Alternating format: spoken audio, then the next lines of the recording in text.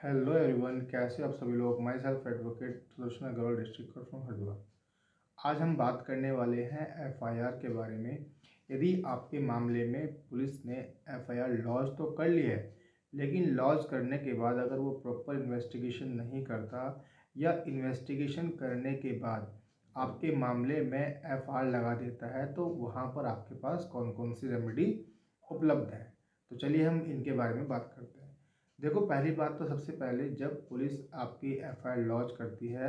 और लॉन्च करने के बाद अगर आपको लगता है कि पुलिस जो है इन्वेस्टिगेशन सही प्रकार से नहीं कर पा रही है,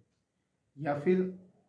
इन्वेस्टिगेशन तो कर रही है लेकिन आपको लगता है कि वहाँ पर पुलिस आपके मामले में कोर्ट में एफआईआर फाइल कर सकती है, तो आपको सबसे पहले क्या करना है। ड्यूरिंग टू इन्वेस्टिगेशन आप पुलिस के द्वारा जो इन्वेस्टिगेशन किया जा रहा है उसके संबंध में जो भी संबंधित न्यायालय है वहाँ पर एक जो है प्रोग्रेस रिपोर्ट जो है फाइल करोगे। प्रोग्रेस रिपोर्ट या प्रोग्रेस एप्लीकेशन को जिसको हिंदी में बोलते हैं आपका प्रगति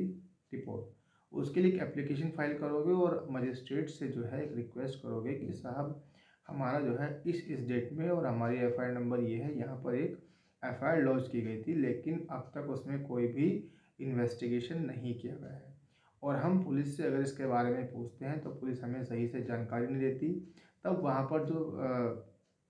संबंधित न्यायालय होगा वो पुलिस को एक ऑर्डर देगा कि भाई तुमने जो है जो एफआईआर लॉन्च की थी इसमें अब तक क्या क्या कार्य किया है, कौन कौन सा कार्य नहीं किया है, इसके लिए जो है रिपोर्ट मांग सकता है। दूसरी बात, अगर आपका इन्वेस्टिगेशन हुआ और इन्वेस्टिगेशन होने के बाद चार्जशीट पुलिस के द्वारा कोर्ट में फाइल कर दी गई है, तब तो कोई इशू नहीं है, तब तो कोई ऐसा मैटर नहीं है। लेकिन अगर आपका जो है कोर्ट में चार्जशीट फाइल नहीं की और पुलिस के द्वारा एफआईआर लॉन्च कर दी जाती है या फाइल की जाती है, तो वहाँ पर क्या करना है, वहाँ पर आपको एक पिटिशन फाइल करनी है जिसको बोलते हैं प्रोटेस्ट पिटिशन। प्रोटेस्ट पिटिशन के माध्यम से आप वहाँ पर न्यायालय से रिक्वेस्ट करोगे कि साहब पुलिस के द्वारा जो भी इन्वेस्टिगेशन की गई है वो ठीक प्रकार से नहीं की गई है, और आप क्या करो साहब, आप इनको दोबारा जो है री इन्वेस्टिगेशन के ऑर्डर कर दो। तब यहाँ पर न्यायालय की डिस्क्रिशनरी पावर है, वो चाहे तो पुलिस को दोबारा जो है री इन्वेस्टिगेशन के लिए ऑर्डर कर सकता है। और कभी कभी देखने में आता है कि पुलिस कोर्ट क्या करता है, कोर्ट पुलिस को री इन्वेस्टिगेशन के ऑर्डर ना देकर वो कहता है भाई ठीक है, एक काम करते हैं, मैं आपके जो है ये जो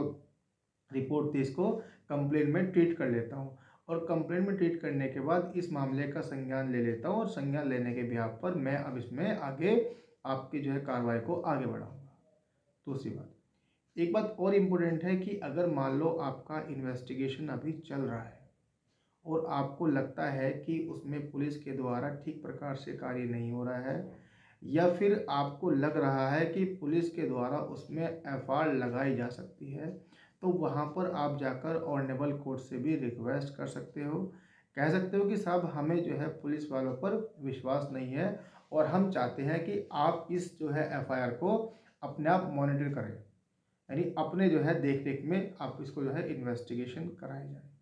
तो उसके लिए Sakiri Vasu versus state of UP का मामला है, अगर आप चाहोगे तो मैं आपको शेयर भी कर दूंगा। इसमें इसका जो पैरा नंबर 17 है वो बहुत इंपॉर्टेंट है। पैरा नंबर 17 में बताया गया है, in our opinion section 156 clause 3 CRPC is wide enough to include all such powers in a magistrate which are necessary for ensuring a proper investigation, and it includes the power to order registration of an FIR and of ordering a proper investigation if the magistrate is satisfied that a proper investigation has not been done